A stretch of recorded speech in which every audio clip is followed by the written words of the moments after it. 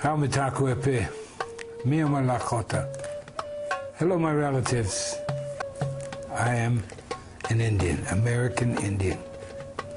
I prefer American Indian too. Anyone born in the Western Hemisphere is a Native American.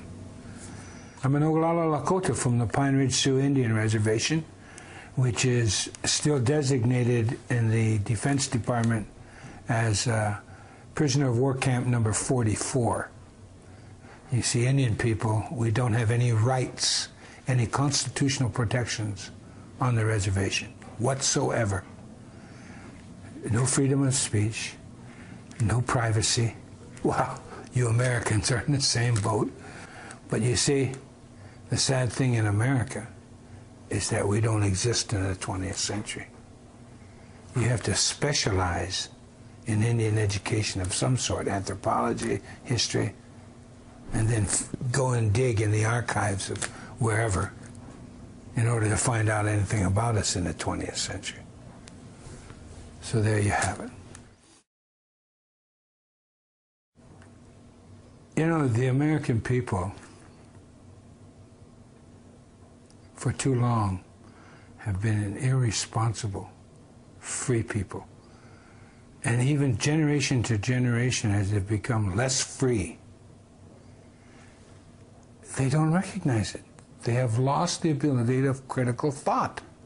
In order to regain critical thought, all you have to do is read your Constitution and then look at the laws that govern you, especially from the federal perspective.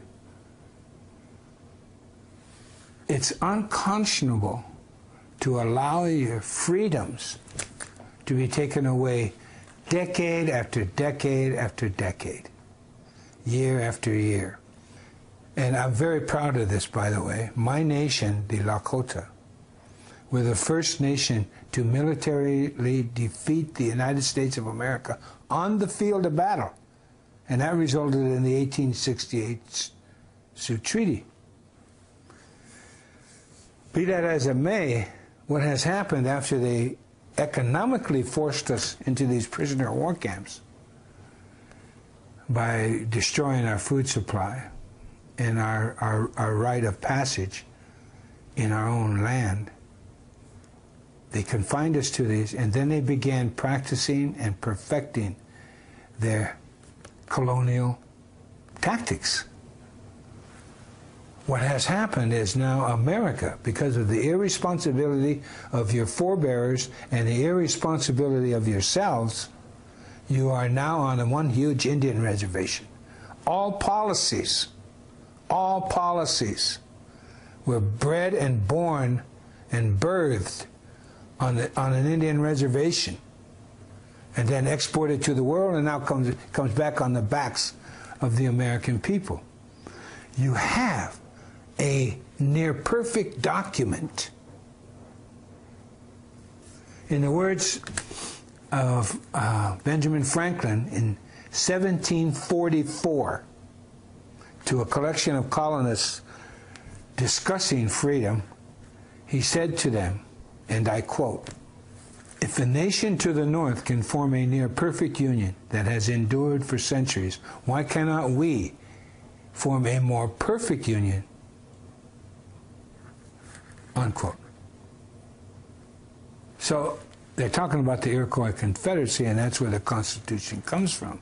Because in 1988, on the eve of the 200-year anniversary of the Constitution, it was a unanimous thank you by the Congress of the United States. They sent in writing to the Six Nations Iroquois Confederacy, thanking them for their input into the Constitution and the formation of the United States of America. So you see, the Constitution is Indian law, and that's why I love it.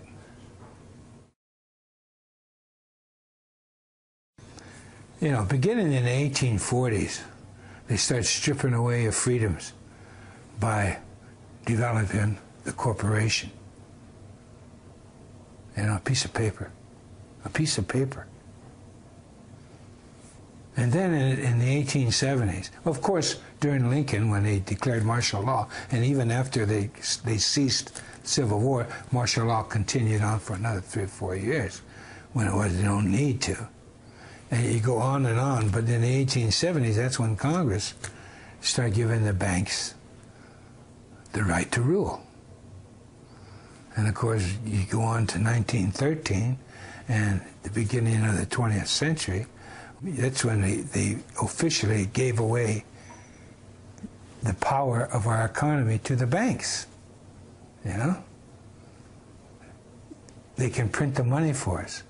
According to our Constitution, the people should never allow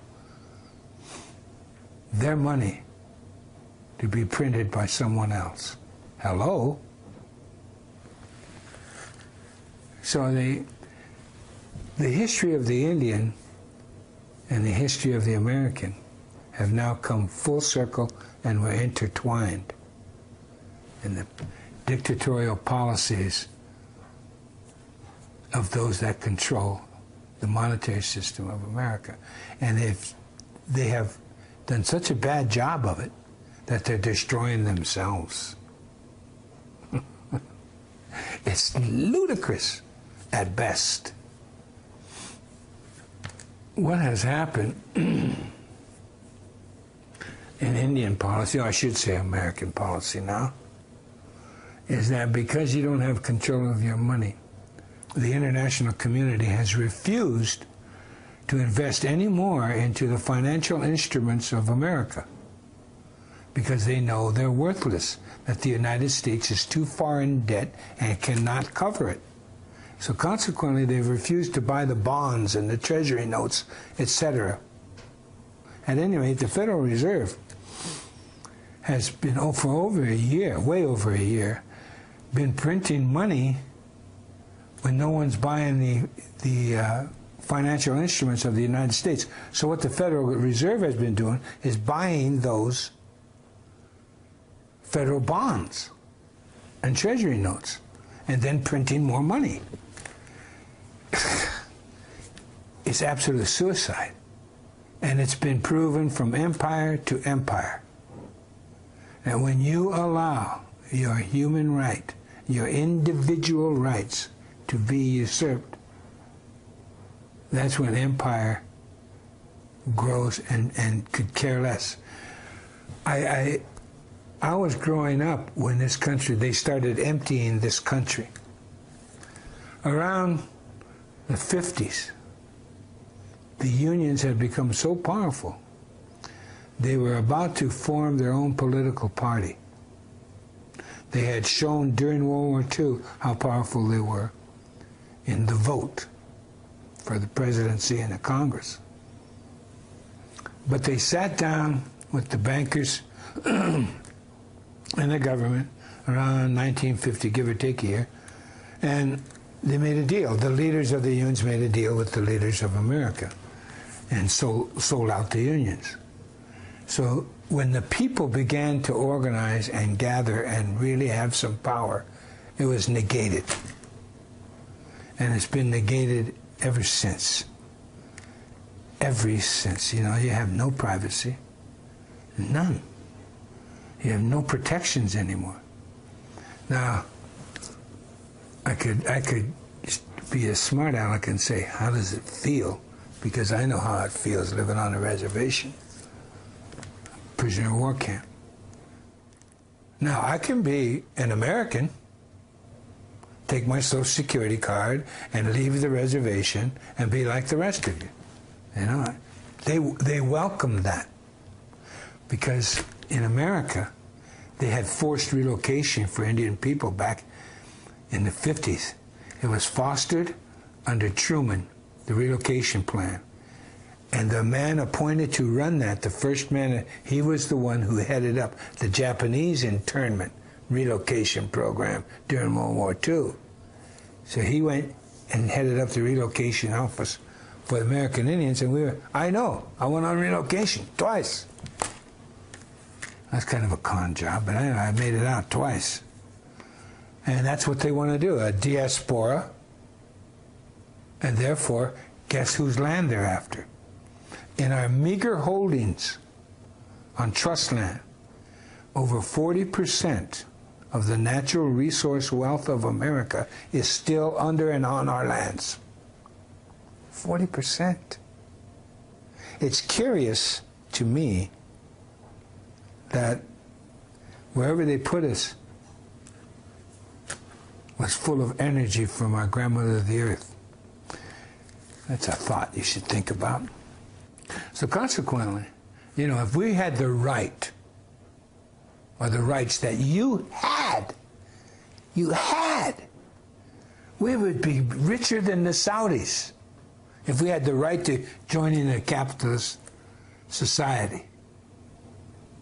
And we damn sure wouldn't have allowed Wall Street to use our money for derivatives, etc., etc. You know, and enough isn't enough, and they start creating financial mythology, and you allow it. That's the crime. You have no one to blame but yourself. Look in the mirror. If you can't move and protect yourselves, then guess what happens? Look around you. Look at Detroit, etc., etc. It's unconscionable what's happening to America. Now, because of the Federal Reserve and the fact that our money is now worthless, this economy in the United States is going to continue to deflate because you have nothing to back it up. You've exported everything that makes the country run. You've allowed that to happen for greed, for your Walmarts, you know, for your Neiman Marcuses, for this idiocy of just buy, and debt. Because you've allowed your republic to be commandeered by two political parties whose only differences are their spending goals. You know, some would rather have them spend over here than over there. But they still want to spend. And it's a government. There hasn't literally been literally no difference in those two parties for quite some time, since I would say the Civil War. All one has to do is look at the results of history, and that's proof of the pudding. You know, it's very blatant, and that's another reason I fault the American people for not being alert to their own freedoms and to value those freedoms. Instead, it's replaced by politics, which guides you into this economics, this insane economics of a single party with two names.